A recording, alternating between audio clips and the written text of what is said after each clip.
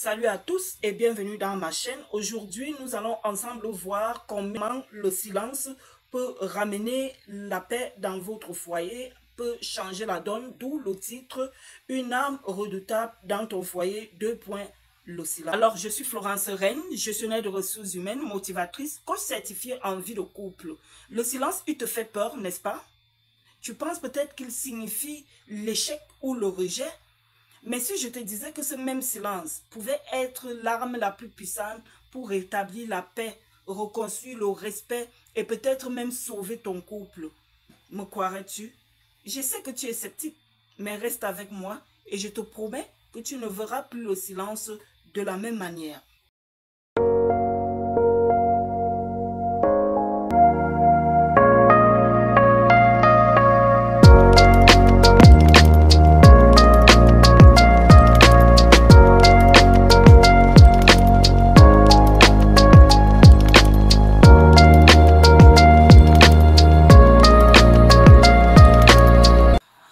Alors, quand les disputes éclatent dans votre foyer, le premier réflexe c'est quoi?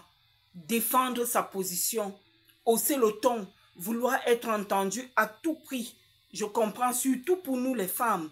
Mais le problème, c'est que cette escalade ne fait qu'empirer les choses. Le silence, lui, interrompt ce cercle vicieux. Imagine, ton mari s'énerve, les mots fusent, et toi, tu prends une respiration, pas pour te soumettre, non, mais pour ne pas alimenter le feu. Tu restes calme, silencieuse. Résultat, la tension baisse. Tu montres que tu es là, que tu écoutes sans pour autant perdre ton respect pour toi-même. Tu crées un espace où le dialogue peut renaître. Ce n'est pas fuir, c'est agir avec stratégie. Silence n'est pas un abandon, c'est une posture de force, c'est un acte conscient qui montre que tu refuses de te laisser entraîner dans un jeu de pouvoir. C'est une posture de maturité. Pense à ce silence comme à un moment de recul stratégique.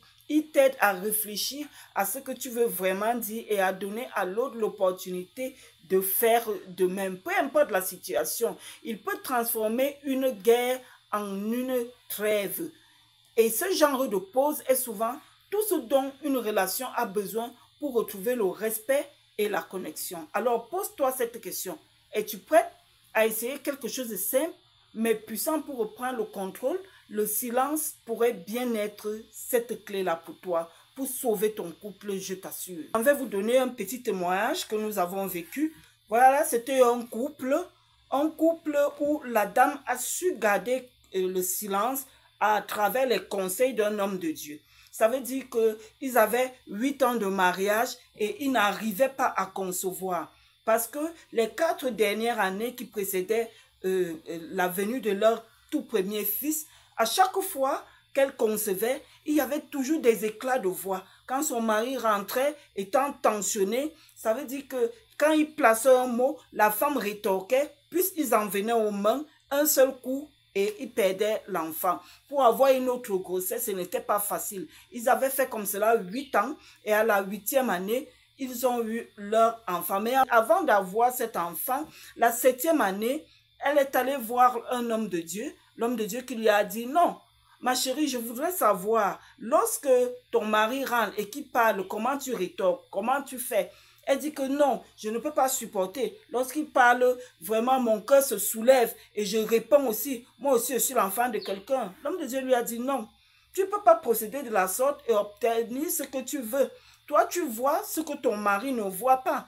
Alors, il lui a donné une stratégie que lorsque ton mari rentrera, comme tu ne peux pas te retenir, lorsqu'il parle, prends un peu d'eau, mets l'eau dans ta bouche et quand il parlera, ta bouche sera pleine, tu ne pourras pas répondre. C'est comme ça que son mari est rentré. Ils ont fait 3 mois, ils ont fait 6 mois, ils ont fait presque 1 an.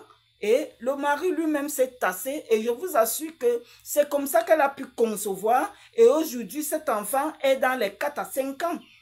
Le silence est une maturité, c'est une clé. Si vous pouvez vous contrôler et vous maîtriser, je vous assure que si vous parvenez à vous contrôler, à vous maîtriser face à une situation devant l'autre qui, lui, est fâché et donne des mots, vous allez pouvoir sauver votre couple. C'est un signe de maturité, en fait.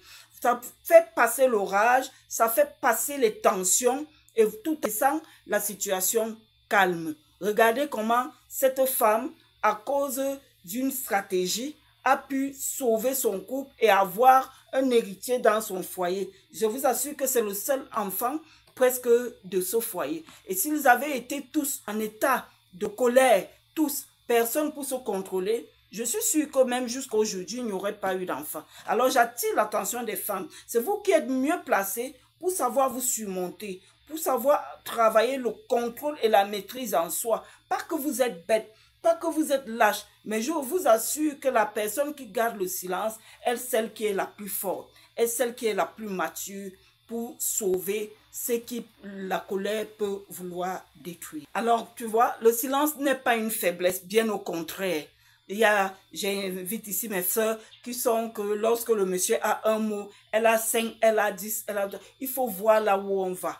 Il faut connaître ce que vous avez. Vous savez, c'est difficile de bâtir tout un empire, mais facile de détruire cet empire en un laps de temps. Le silence vous permettra de mieux gérer votre situation. C'est une force, c'est une arme, c'est un outil qui peut transformer ton foyer. Alors voici mon défi pour toi. Dans les prochains jours, choisis un moment tendu et au lieu de réagir, reste silencieuse avec intention. Observe ce qui se passe et surtout reviens ici pour partager ton expérience en commentaire. Si cette vidéo t'a parlé, abonne-toi pour découvrir d'autres outils simples mais puissants pour améliorer ta relation. Et si tu connais une femme qui traverse des moments difficiles, partage cette vidéo avec elle. Tu pourrais faire toute la différence. Souviens-toi, le silence est une force, pas une faiblesse. Fais-en un allié et observe comment ton foyer va changer. À très vite. Je suis Florence Reine, une femme d'honneur.